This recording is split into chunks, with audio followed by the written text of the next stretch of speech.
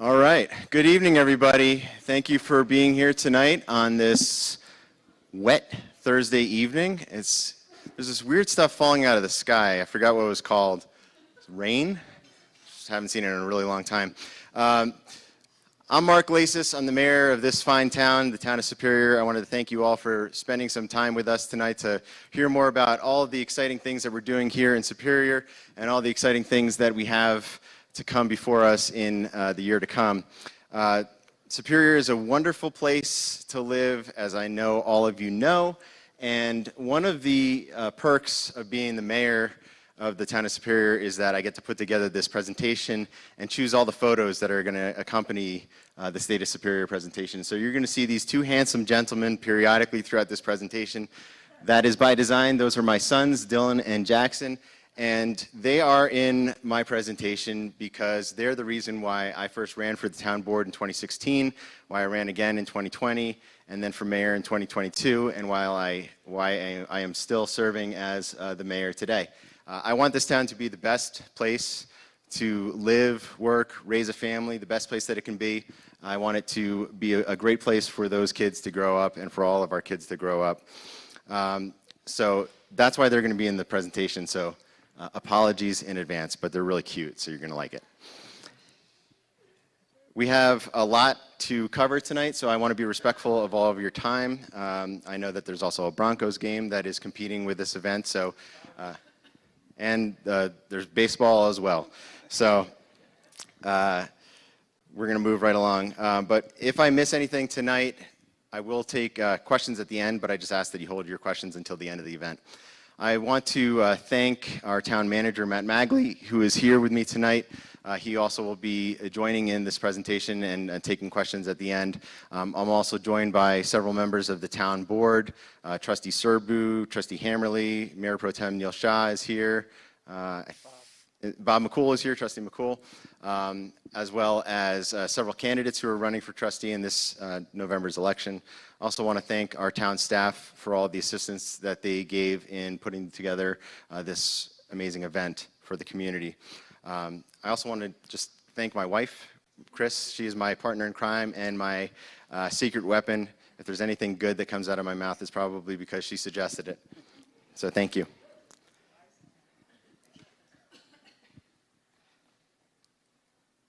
'24, year in review. 2024 was an excellent year for the state of Superior. We made tremendous progress on the Marshall Fire recovery. We are now 67% rebuilt. Our finances are extremely strong, and our debt levels are at a 25-year low. We made major investments in our infrastructure, in our Rock Creek Parkway reconstruction project that occurred this summer. And we're seeing businesses come to downtown and Main Street being open for business. We also took steps to protect the health and safety of Superior residents by filing litigation against Jefferson County related to Rocky Mountain Metropolitan Airport. So I'm happy to report that the state of Superior is strong and it is getting stronger.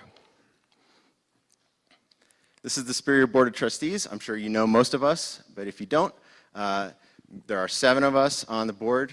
Myself, Mayor Pro Tem Neil Shah, Sandy Hammerly, Jen Cowish, Bob McCool, Stephanie Miller, and Jason Serbu. We have an election coming up this November, and Sandy Hammerly, Jason Serbu, and Bob McCool's seats are all up on the ballot. And I'll touch on that election a little more later this evening. Neil Shah, myself, Jen Cowish, and Stephanie Miller, our terms run through 2026. So here's the overview for tonight. I want to run through what our priorities were for 2024 and report on how we did in 2024. And then I'm going to go through the Marshall Fire recovery and our emergency preparedness, a report on our town's finances, a report on how our Public Works and Utilities Department is doing. I'll touch on Rocky Mountain Metropolitan Airport and then our efforts to attract businesses to Superior with an economic development update. I'll also talk about our Parks and Rec and Open Space departments, our environmental sustainability efforts, what planning and building is up to, our communications team, and then I'll close with an overview of what we have to look forward to in 2025. At the conclusion, then I'll open it up for any Q&A. So 2024 was a great year for Superior, and at the beginning of every year, I always meet with the town board members to figure out what we want to spend our limited time, energy, and resources focusing on. And I think that this is really an important process and make sure that we're effective and efficient in executing on all of our priorities. So in 2024, we had 4 major priorities: the Marshall Fire recovery, investing in our infrastructure, Rocky Mountain Metropolitan Airport, and economic development. I'm going to start first with how we're doing on our Marshall Fire recovery. So as all of you know by now, we lost approximately 400 homes in the Marshall Fire. And this time last year, we were just about 30% rebuilt. I'm happy to report that as of today, we are 67% rebuilt, so 2 out of every 3 homes are back home. And when you factor in those homes that are permitted and pending, we're at 80%. So we're making great progress. We've issued 265 certificate of occupancies. And when you look at it by neighborhood, Coal Creek Crossing is 100% rebuilt. Downtown is 90% rebuilt. Sagamore is 77% rebuilt. Rock Creek is 64% rebuilt. And then Original Town is 49% rebuilt, and the Ridge is 29% rebuilt. So we're making great strides in welcoming our residents back home after their recovery from the Marshall Fire. But beyond just rebuilding homes, we're also taking steps to rebuild the community itself. 76th Street reopened to traffic. As many of you know, 76th Street served as a staging ground for all the dirt that was excavated from the Sagamore neighborhood. So we were fitting in all the homes that burnt in Sagamore. They needed a place to stage the dirt, so we used 76th Street. And that became affectionately known as Mount Sagamore for a period of time. Well, Mount Sagamore has been cleared, 76th Street is reopened, and that's just an important milestone in the recovery now that so many people have moved back home that Mount Sagamore is no longer needed. We also rebuilt the Sagamore entrance signs. So they were charred and burnt in the fire, so now we have these great Sagamore signs to welcome everybody back home. We refurbished the landscape beds that were burnt at Founders Park. And then just this past weekend, we welcomed the opening of Big Sagamore, Little Sagamore, and Children's Parks. All of these parks were lost in the Marshall Fire. We cut the ribbons on them on Sunday, and they're just a welcome addition back to the neighborhood. They look really great, and I know everybody was really excited to see those parks back. In addition to the physical infrastructure and the homes that are being rebuilt, one thing that we did very early on as a town board was we wanted to make it as easy and cost-effective for our residents to come back home, and that meant figuring out ways to save people some money. And so what we did very early on is we rebated use tax and building permit review fees, and this on average netted out to about $10,000 to $15,000 per homeowner in savings just from Superior alone.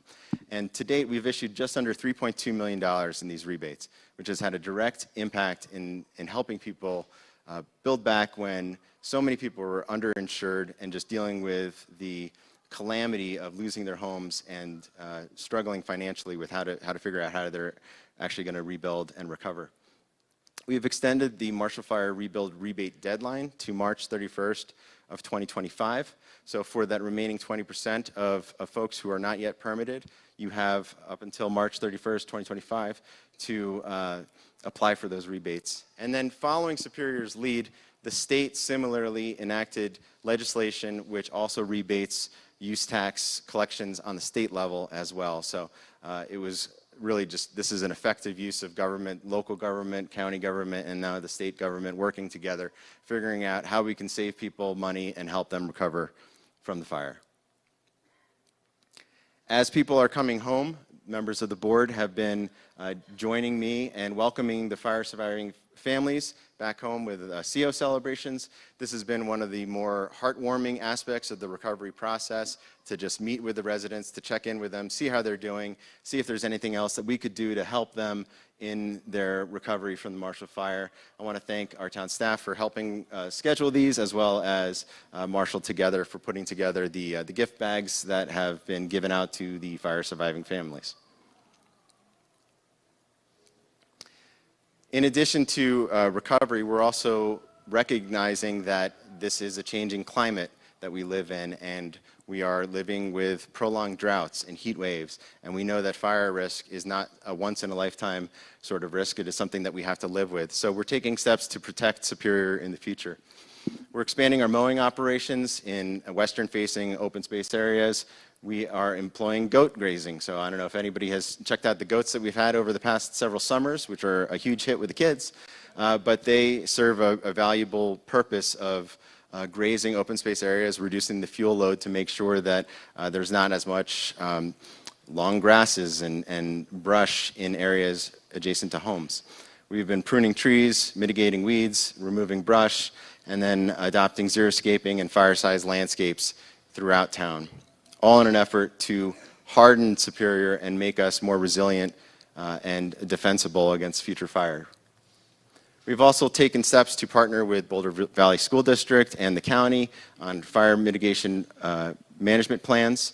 We have employed stage 2 fire restrictions this past year as a direct result of the drought that we were in, to make sure that people weren't taking unnecessary risks with open fires. And we are also partnering with groups such as Wildfire Partners to make available rebates for residents who are interested in making fire hardening improvements to their landscapes and to their homes in general. Okay, now I'm going to transition to talk about our finances.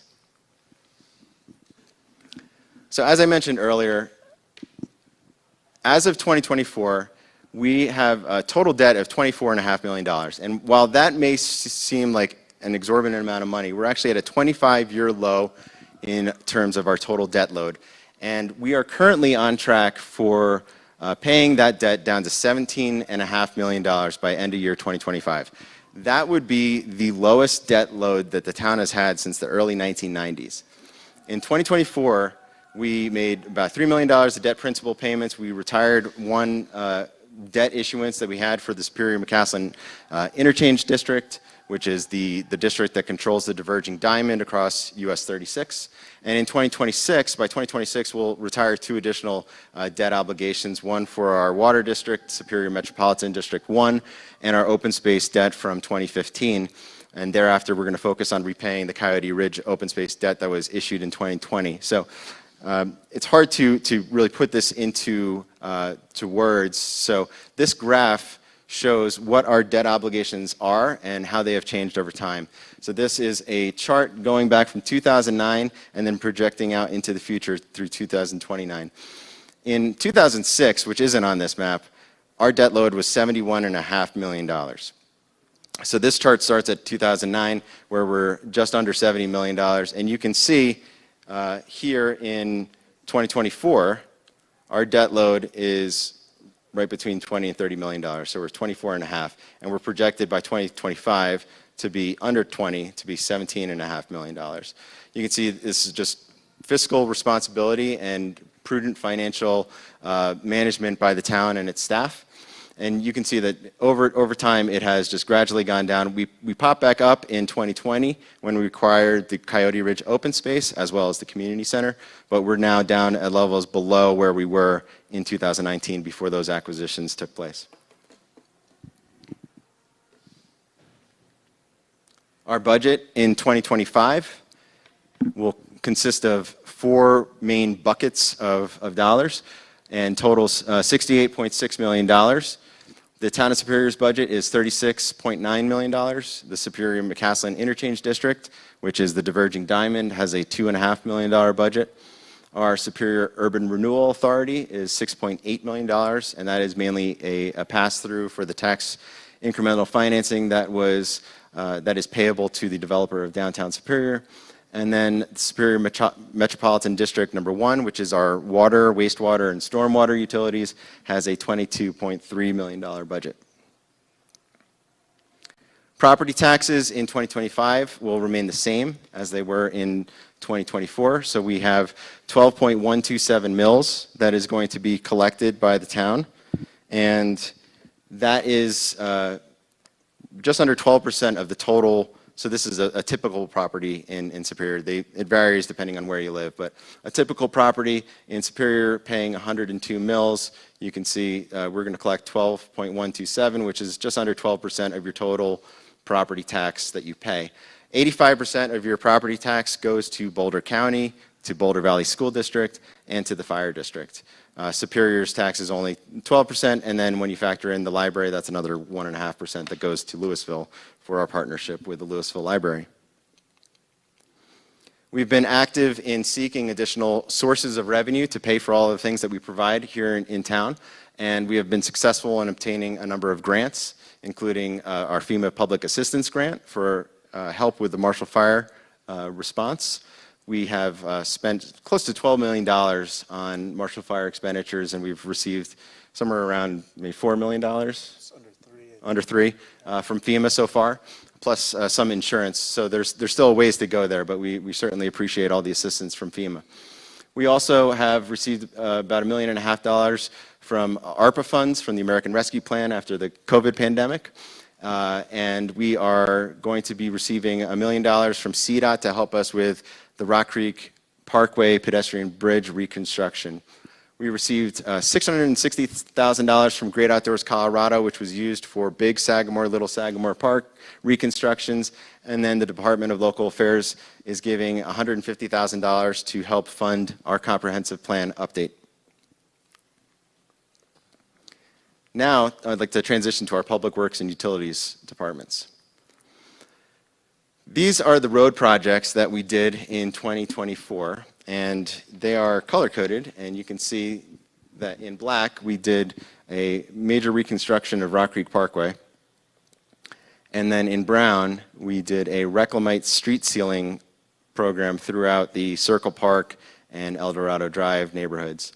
The reclamite street sealing is a new product that we're deploying in town and should help our roads age better, last longer, and we're going to be extending that product usage throughout town to help all of our streets just wear in a more efficient manner. In addition to the Rock Creek Parkway reconstruction project and the street sealing, we also installed regional wayfinding signage. So if you walk on our trails or ride your bikes on our trails throughout town, you've seen these really handsome signs that are showing you where you're going in town, and they've been a nice addition to our town.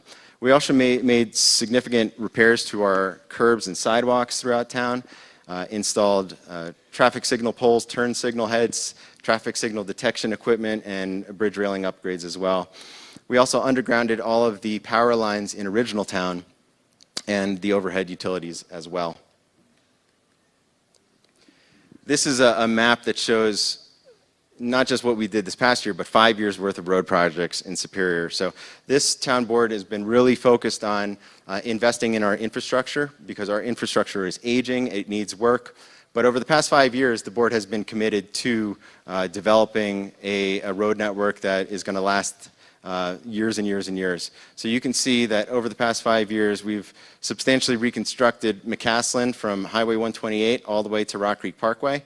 We reconstructed 88th Street from Rock Creek Parkway all the way to US 36.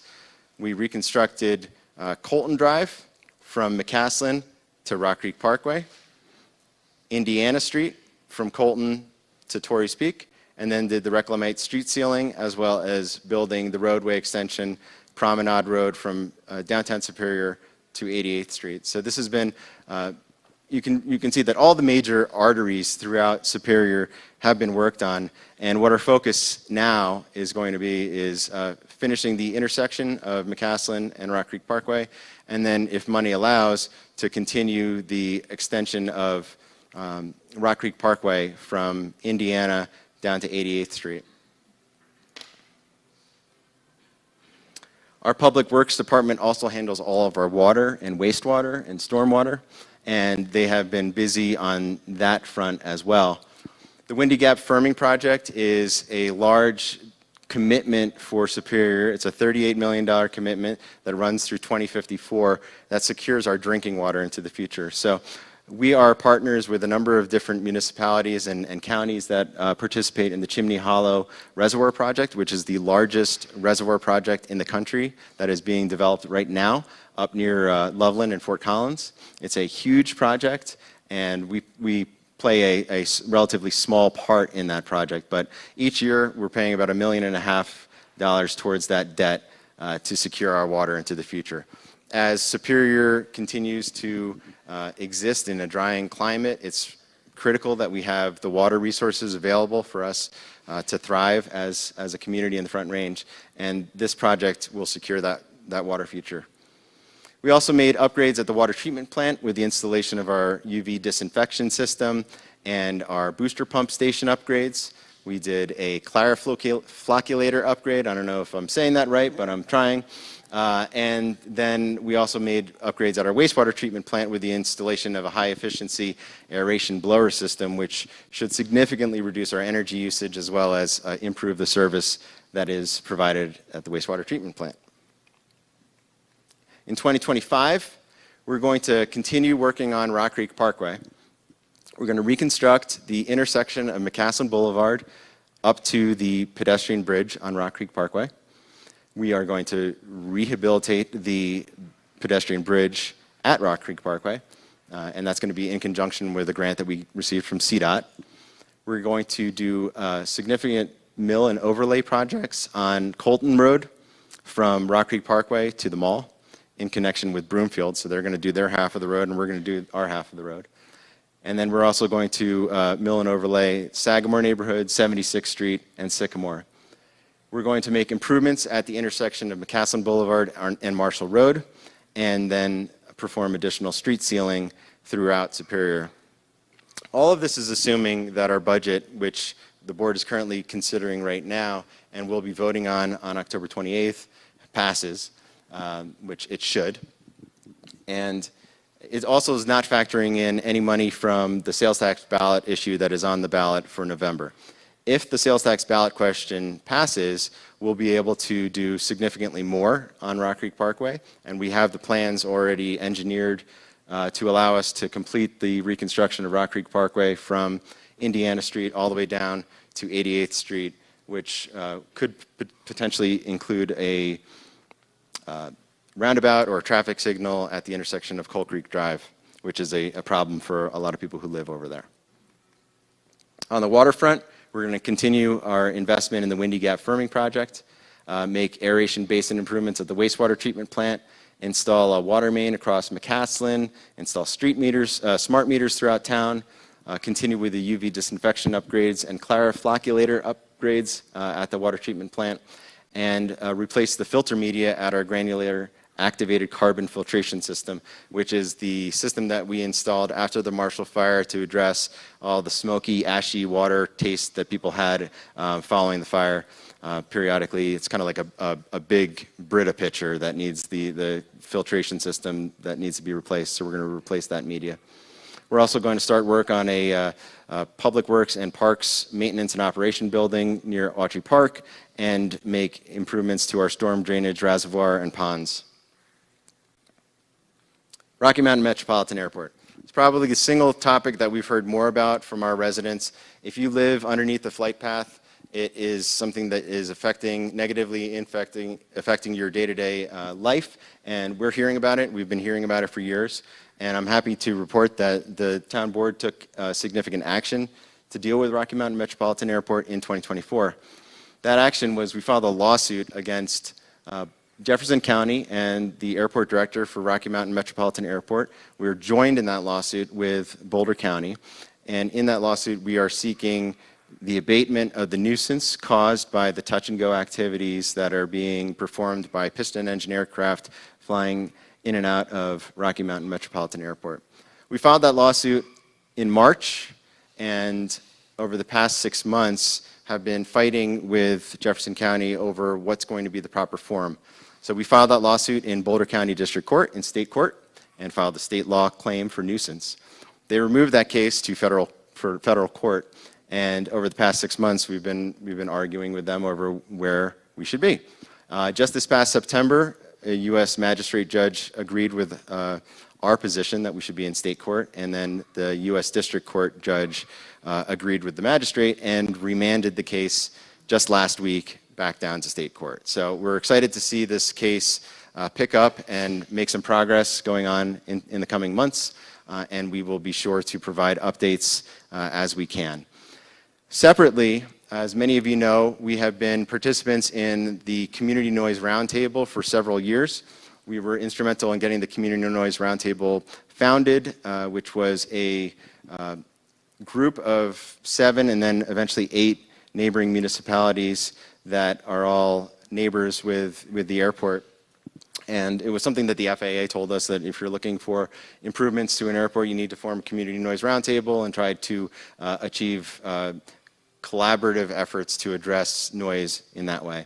Well, after several years of meetings and discussions and no progress, the majority of the members of the Community Noise Roundtable, including Superior, elected to vote to dissolve the roundtable. So as of May 2nd, 2024, the CNR has been dissolved.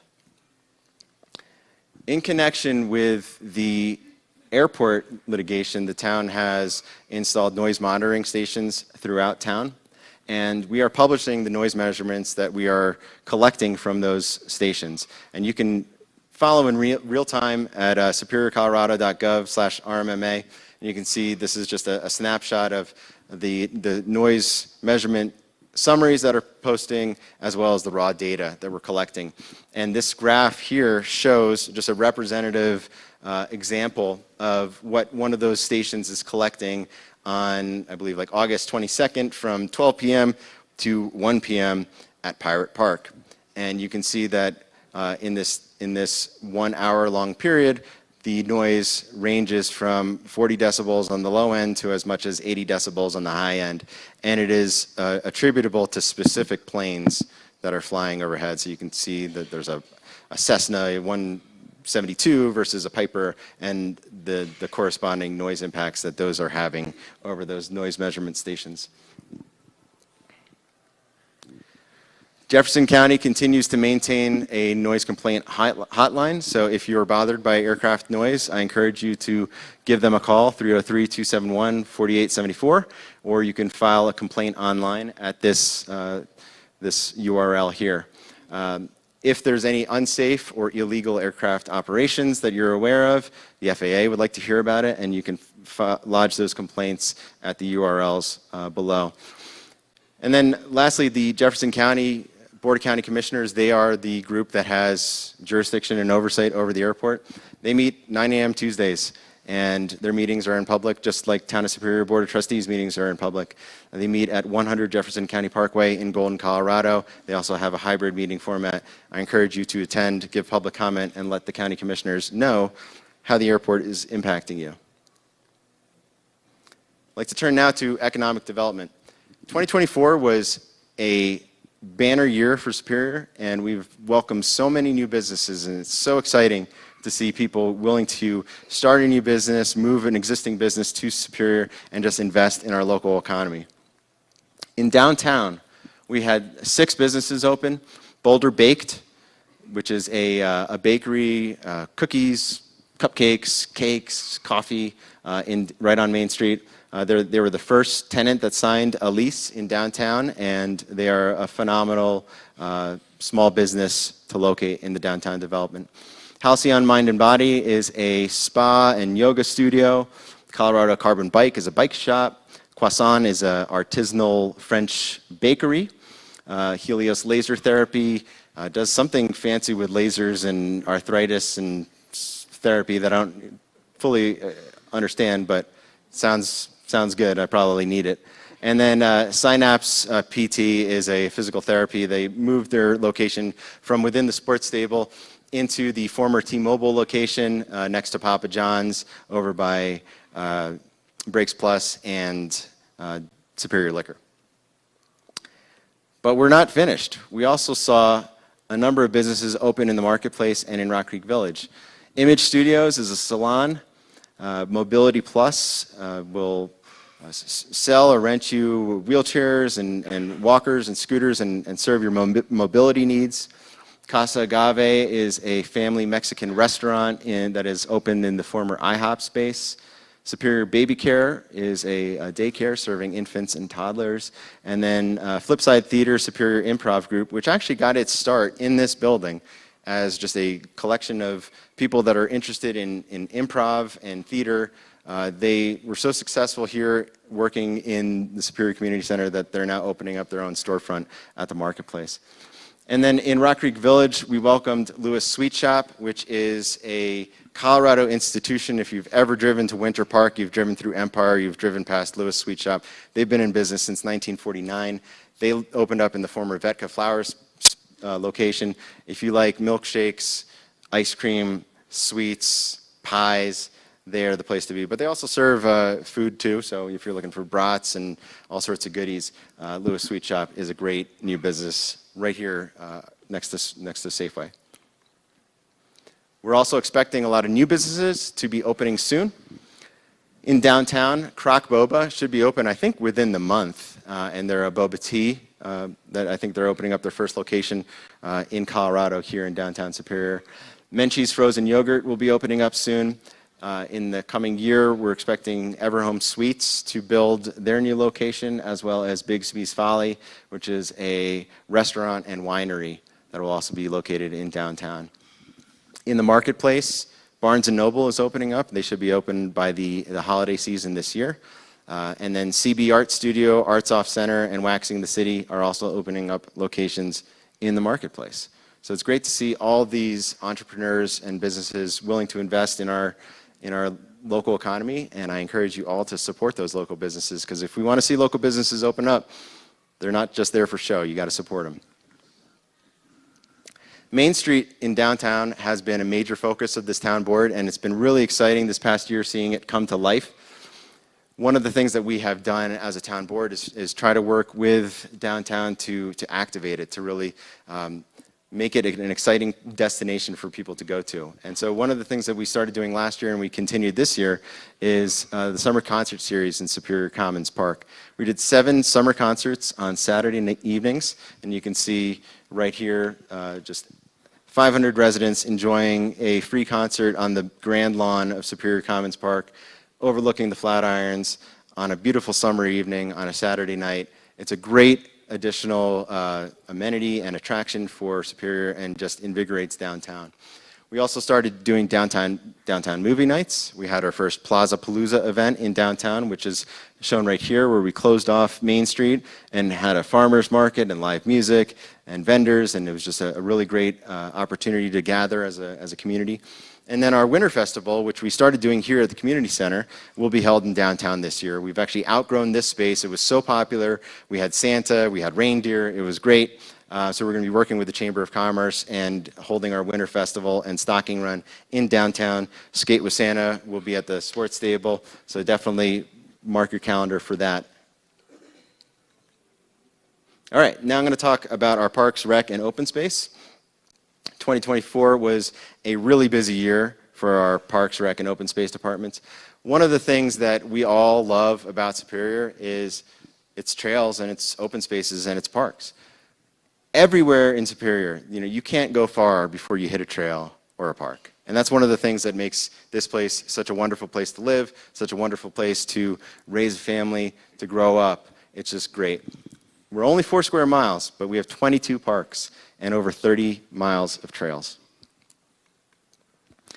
But we're not done, and we're still delivering new amenities. So this year, we were able to deliver a rebuilt historical museum. So we lost our historical museum, our old mining cottage from the early 1900s, which was lost in the Marshall Fire, and we rebuilt an exact replica of the historical museum. And if you haven't been to the historical museum, you should really check it out. It's so authentic. It looks like it came right out of 1900, even down to the floorboards, which look like they came right out of a miner's cottage.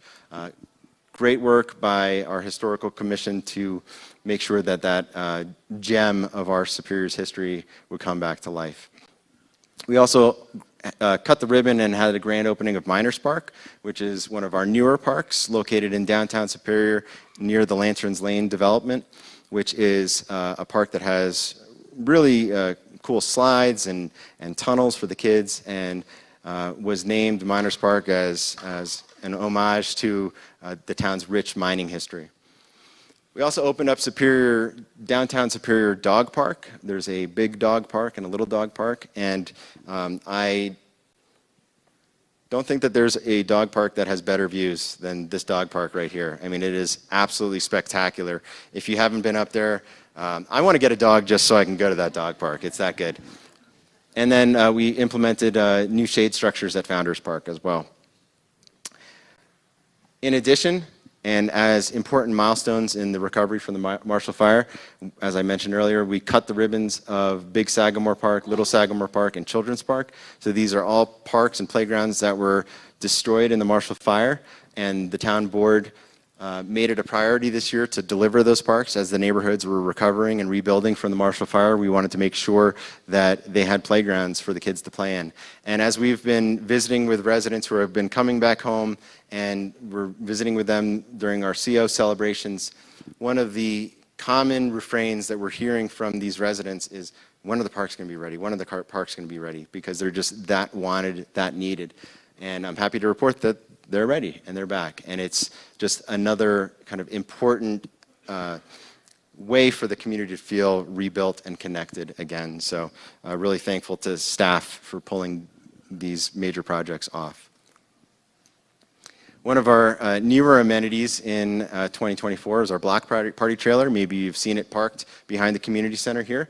But people love to gather, right? We have a great tight-knit community. Everybody enjoys each other's company. And one of the things that we have launched this year is a block party trailer, which contains everything you need to throw a block party. Tables, chairs, tents, coolers, even has cornhole boards and hula hoops. And for 2024, there's no fee to rent it, just $200 refundable deposit. But it's been used a lot already for just opportunities for our community to come together and gather. Here in the community center, it is a really busy space and a great amenity for the community. It continues to be a sought-after destination. And I really don't know what we would do if we didn't have the community center. It's one of those things now that when we first opened it up, we didn't know if people were going to use it or not. And now it's just like, how did we exist before we had the community center? We had over 60,000 attendees here at the community center year to date.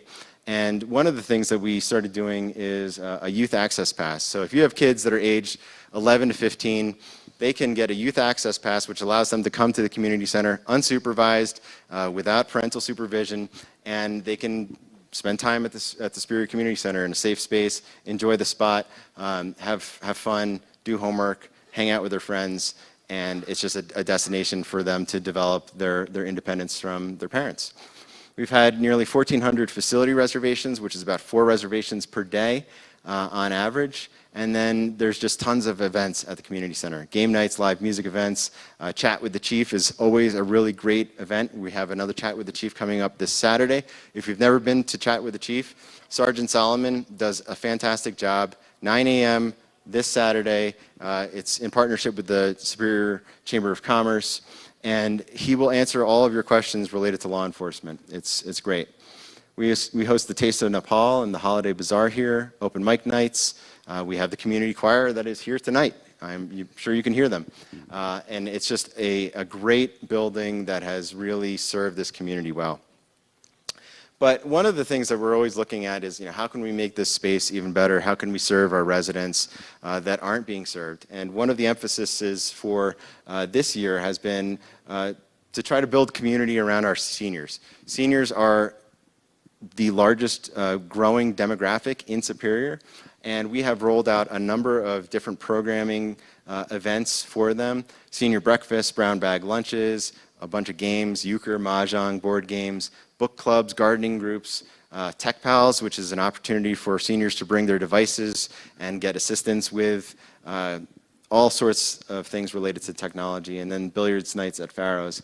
And these are just some of the pictures of Tai Chi and the senior breakfasts. I attended the senior breakfast about a month ago just to kind of see what was happening, and it was really amazing to see how popular they are and just how we have now been able to foster the sense of community in a previously underserved population here in Superior. So I'm really proud of our town staff and our town board for supporting these programming events.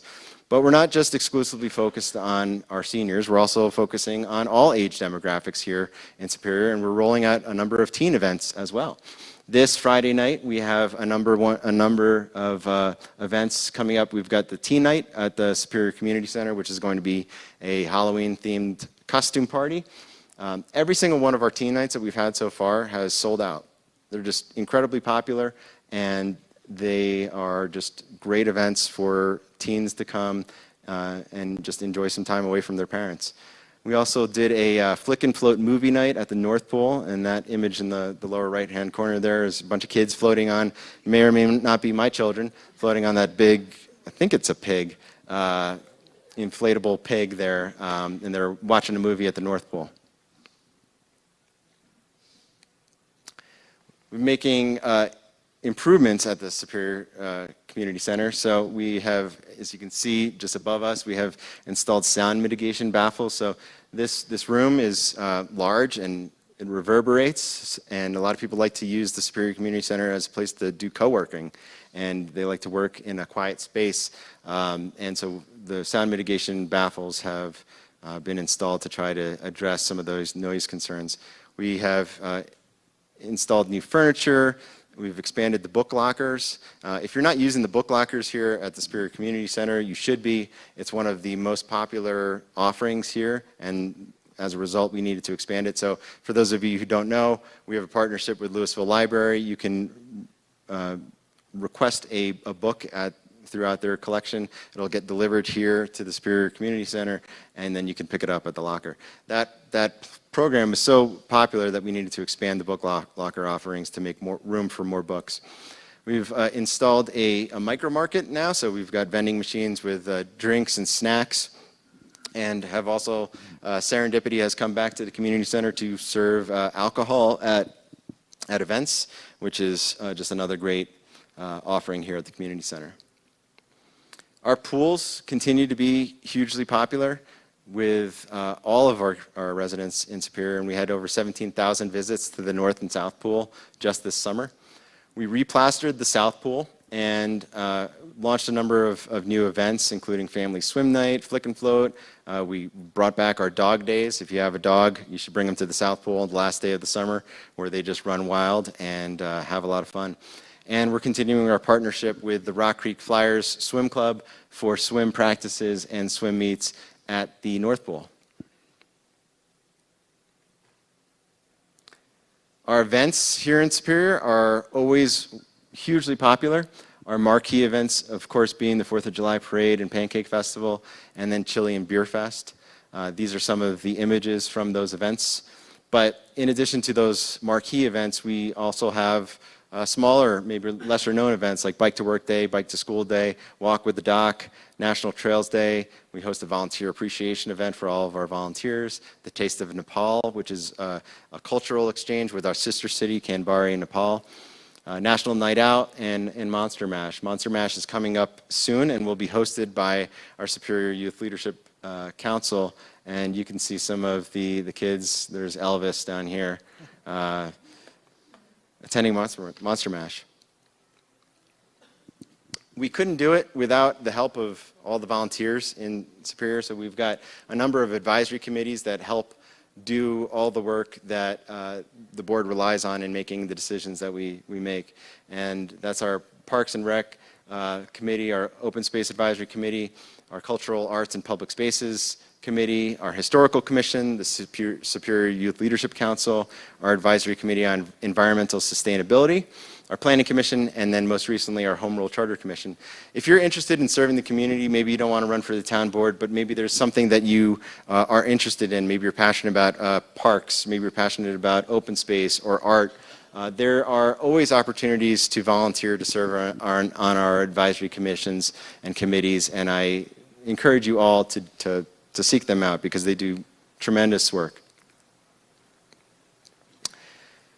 In addition to our parks, we have made additional open space acquisitions in town. And between 2023 and 2024, we acquired a number of properties along Coal Creek in Original Town. And this was in conjunction with a partnership with Mile High Flood District and the Conservation Fund. And just this past year, we rezoned those properties for open space preservation. So you can see here, this is Coal Creek, and so we acquired these properties over the past 2 years. And I do want to acknowledge that those acquisitions were only made possible because they had homes on them that burnt during the Marshall Fire, and the homeowners elected not to rebuild their homes, but they elected to sell those properties to the town. But we are fortunate to be in a position to at least preserve those properties for open space preservation in perpetuity.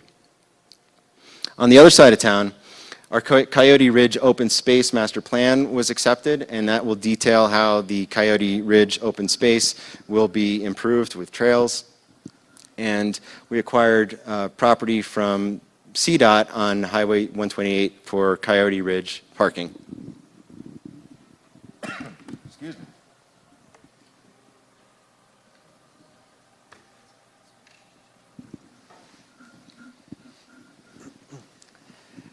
Arts is a continued focus for the town board and our Cultural Arts and Public Spaces Advisory Committee. We launched our Arts and History webpage this year and continue to offer several opportunities for open air art with our plein air painting events. We also have used the Superior Community Center to host rotating art exhibits. One of my favorites was the Superior Pet Snaps exhibit, which shows our most attractive furry friends in town on display here at the community center. We're going to continue to focus on additional public art in Superior on a going forward basis, and we're actually working on that right now as we speak in a tunnel underneath McCaslin Boulevard along Coal Creek. There is an artist who over the past 2 days has been painting a new mural that the town board just approved on Monday night as at the recommendation of our Cultural Arts and Public Spaces Advisory Committee. This is going to be an incredible mural, and you should go check it out, ride your bike over there, take a walk, and see AJ as he's doing his work, because it's progressing really, really quickly. In 2025, we can look forward to the build-out of the downtown civic space. The Public Works and Parks Maintenance Operations Building will start construction in Autry Park. And then Central Park, which should be the final park that is delivered to town, which is developer-led, will be built in downtown Superior. And that is next to the sports stable over here and the large and small dog parks along US 36.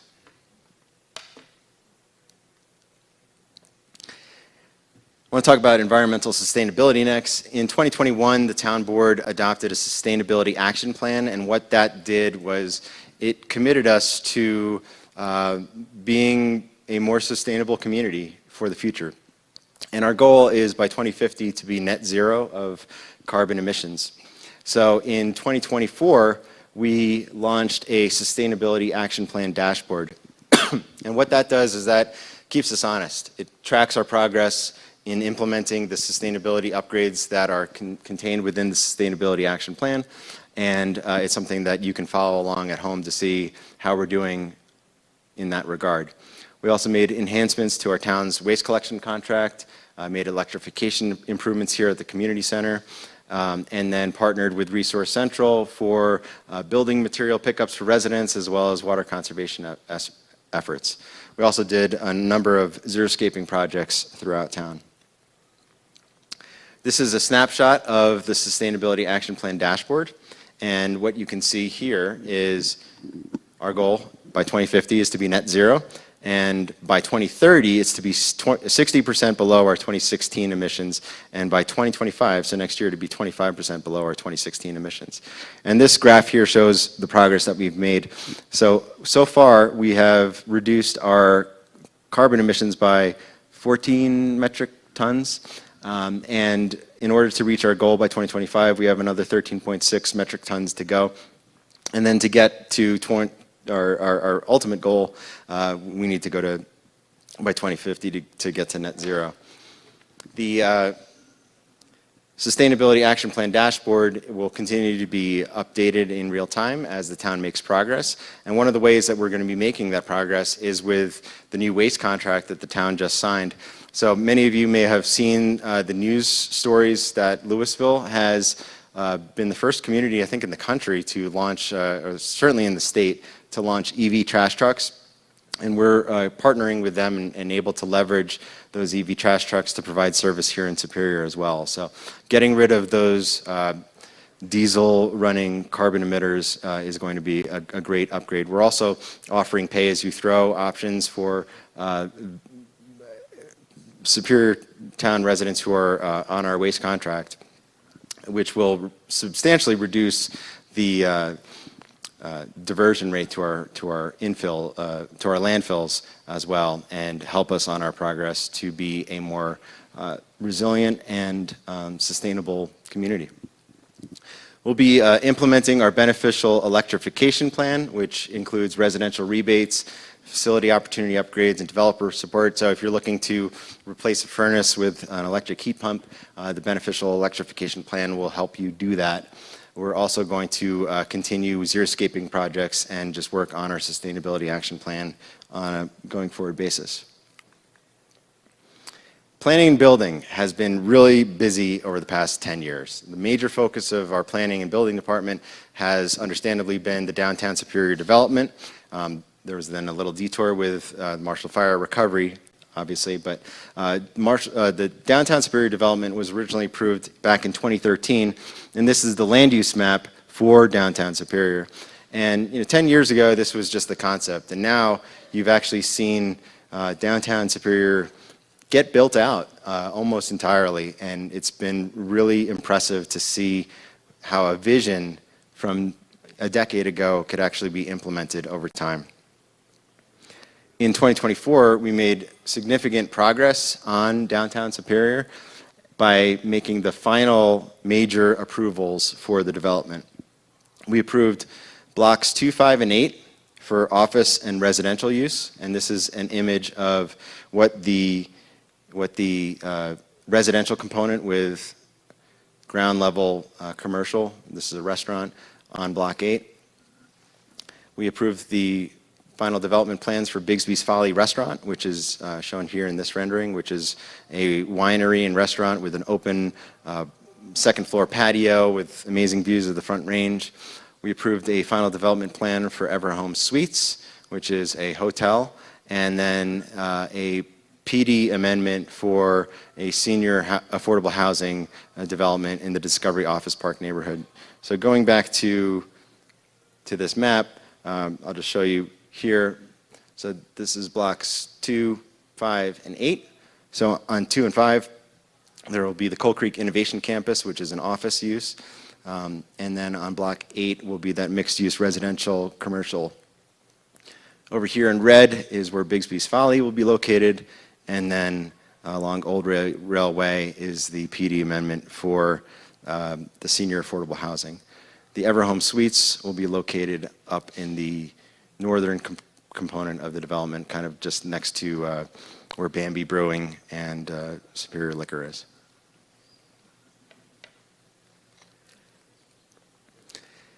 On the construction front, we have issued certificates of occupancy on blocks 6, 7, 9, 10, and 11, as well as the Central Park Dog Park.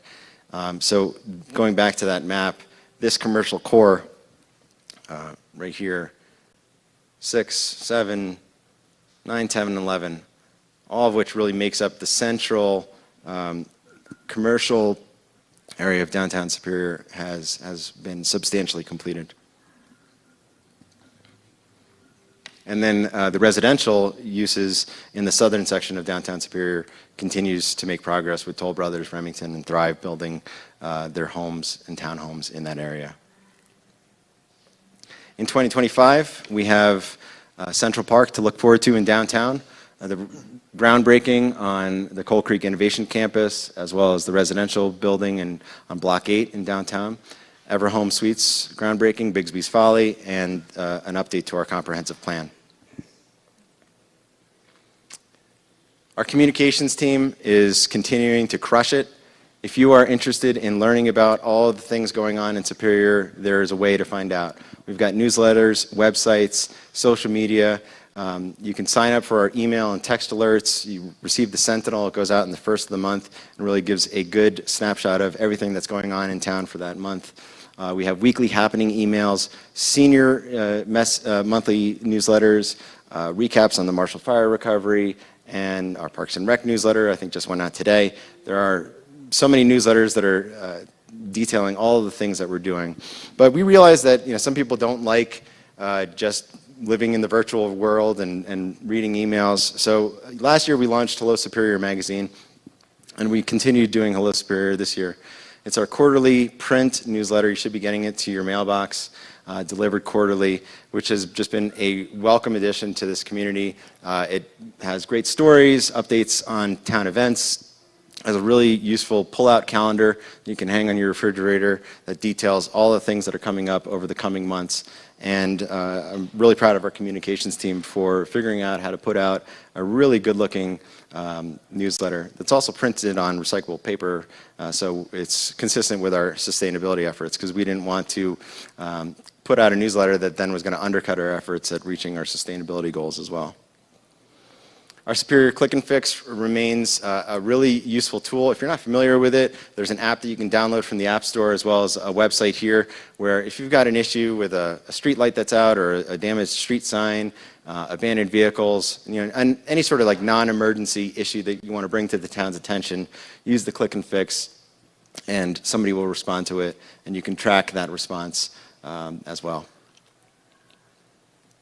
I do want to acknowledge that we have an election coming up. So on November 5th is Election Day, and in addition to everybody else that's on the ballot, we'll have two things on the ballot in Superior. We have a trustee election and a sales tax ballot measure. The ballot locations will be open at Town Hall from 7 a.m. to 7 p.m., and the drop box at Town Hall is already open. You can drop off your ballot already, and that'll close at 7 p.m. on Election Day as well. Then in December, we have a special election for our home rule charter on December 10th. The trustee election, we have 3 trustee positions that are up.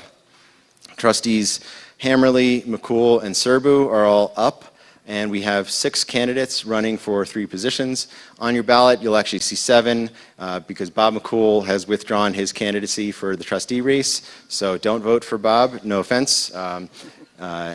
But your vote will not count, and you could potentially result in an overvote if you vote for more than 3, if you vote for Bob as well. So don't vote for Bob. We appreciate his service. Our sales tax ballot question is issue 3B. It'll be at the end of your ballot, right before the RTD ballot question. And this ballot question is related to our capital improvement needs. So we have identified about $35 million worth of capital improvement projects here in Superior that need to be done related to our pools, our parks, our playgrounds, our streets that don't have funding in our budget. And what we're proposing is a 0.315% increase to our sales and use tax, specifically to be used for capital improvement projects. That equates to 31 cents on $100 spent in town, and if passed, would allow the town to borrow somewhere between $16 to $20 million in debt to fund those capital improvement projects. The sales tax will sunset after 25 years, and this is what the current versus the proposed sales tax will actually look like. So in Superior, we pay 8.65% total sales tax, but not all of that is going to the town of Superior. Actually, only 3.46% of that goes to the town. 60% of your sales tax dollars go to the state, RTD, and to Boulder County. And if the sales tax ballot measure passes that we're proposing, the sales tax rate will go from 8.65% to 8.96%, and that would bring the percent total from Superior from 40% to 42%. So still about 60% of your sales tax dollars are still going to go to the state, RTD, and to the county. This sales tax rate is the same, and it's by design, as what Louisville currently charges if you're going to buy anything in Louisville. Finally, on December 10th, we have a special election for our home rule charter. where the question will be asked, shall the Town of Superior proposed Home Rule Charter be adopted? Yes or no. So back, as you may recall, in 2023, we elected a charter commission of 9 residents to serve on our Home Rule Charter Commission, and many of them are here tonight. So thank you for your service, Charter Commission members. They were elected to draft a Home Rule Charter. They drafted a Home Rule Charter, and now we need to vote on it. They are hosting informational sessions here at the Community Center on October 21st, November 14th, and December 2nd. You can visit superiorhomerule.com for additional information on Home Rule. Finally, I want to close with, I appreciate everybody's patience tonight, with what we're going to be focusing on in 2025. So as I began, the first thing that we do here as a town board is meet and discuss our shared interests and priorities, and I think that that serves us really well in executing on those goals and getting things done. And obviously, this is subject to change. We have an election coming up, and I'm going to want to get input from all of the trustees who are elected in November. But the priorities that we have identified for 25 right now are focusing on our infrastructure, continuing the litigation related to Rocky Mountain Metropolitan Airport, focusing on our economic development and our Marshall Fire recovery. It's kind of similar to what our priorities were for 2024, and they're obviously very critical. On the infrastructure side of things, we have budgeted for the reconstruction of Rock Creek Parkway and McCaslin intersection. But if the sales tax ballot measure passes, we'll be able to do more than that. We'll be able to extend the reconstruction of Rock Creek Parkway from Indiana at 88th Street with a roundabout or a traffic light at Coal Creek Drive, assuming that that's what everybody wants. Reconstruct the North Pool. Develop a plan for the South Pool, which we'd execute on in 2026. So we already have the engineering done for Rock Creek Parkway. We have plans already underway for the North Pool, and we're doing that because we want to hit the ground running. So if this ballot measure passes and we can go to the debt markets in 2025, we'll be able to deliver on these needs next year and in the year following. So this isn't going to be something that you're going to be needing to wait on to see the fruits of the sales tax ballot measure that passes. There is going to be continuing a focus on Rocky Mountain Metropolitan Airport. Obviously, it remains a huge issue for our community, and we look forward to making progress with the litigation now that we're back in state court. On the economic development side of things, we're looking forward to breaking ground on blocks 2, 5, and 8 in downtown Superior, seeing Bigsby's Folly and the Everhome Suites Hotel break ground, and welcoming additional new businesses along Main Street. And then we want to complete the Marshall Fire recovery. We're 2/3 of the way there. We're about 80% permitted. We want to get everybody home who wants to get home as quickly as possible, and that's going to continue to be a focus of the town board until everybody is home. If you need to reach out to the town board, the easiest way is to send us an email at townboard@superiorcolorado.gov. Here's our phone number and the various websites that the town maintains. And I want to thank you for your attention and for being here tonight. And at this point, I am happy to entertain any questions that you may have. Thank you.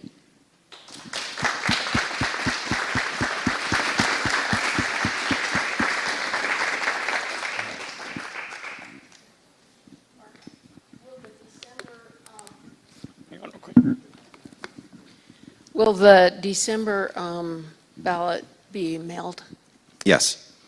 You'll receive your mail-in ballot sometime in mid-November. Yep, that's correct. Yep. Similar to kind of the advance time that you get your typical ballot before general election in November. So you all should have received your ballots for the November election And there's in the mail already. application for absentee ballots as well for that election. That's right. So if you're not going to be here, there'll be resources available. If they're not up already, They're on the website. they're on the website already that will detail how you can get your absentee ballot if you're going to be gone before the mail-in ballot's received at your residence.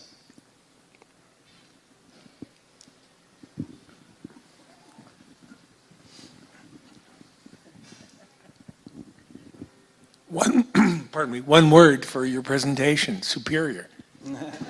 Thank you.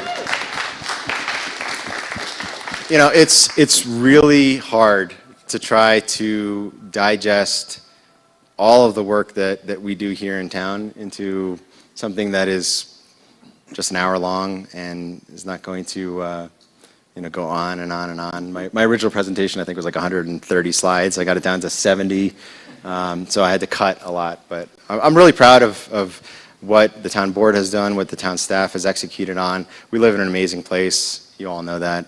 And we've got really a lot to look forward to and a lot to be proud of.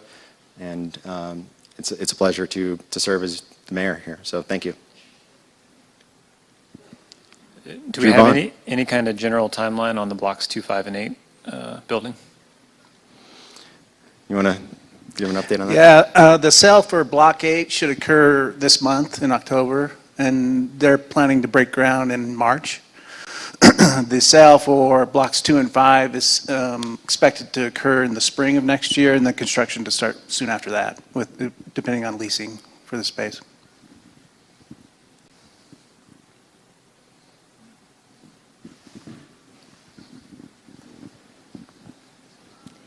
Did you mention a timeline for the opening of Central Park or completion of Central Park? I did not, but we think next year. So bids were due this month for that park.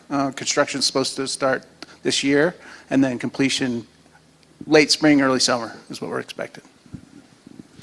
And we know that people are really anxious, and they've been very patient with how long it's taken to deliver on those parks, and the town board and town staff is continuing to push the developer to try to deliver on those amenities as quickly as possible.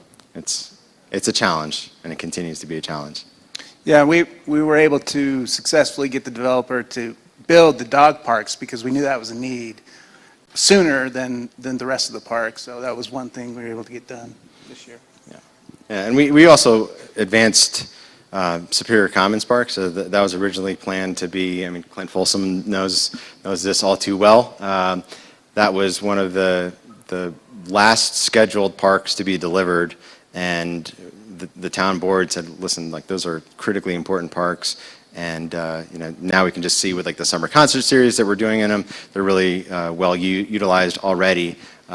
So getting the developer to kind of change their original schedule to deliver those parks before they originally wanted to do it was a focus of the town board that we were able to successfully achieve. It's always easy when we're spending our own money to do a construction project. When we're trying to get the developer to spend its money, it's a little harder. When will Barnes & Noble be here? So they should be open pretty soon. I was over there the other day, and it sounded like they had 700 people working inside there, tearing everything apart. So Yeah, I agree. I think they want to be open for the holiday season, so that's their. Yeah. So they're next to Ulta, like right next to Costco. So they're in. It used to be Party City, and then it was periodically used as like the Halloween store, Spirit Halloween. So they've got that location in the marketplace right between Ulta and Costco. What else? All right, seeing none. Thank you very much for being here tonight. Thank you for your attention. I love this town. I love serving the community. I welcome the opportunity to talk with you on any issues that you need to talk about, and thank you for the opportunity to serve as the mayor.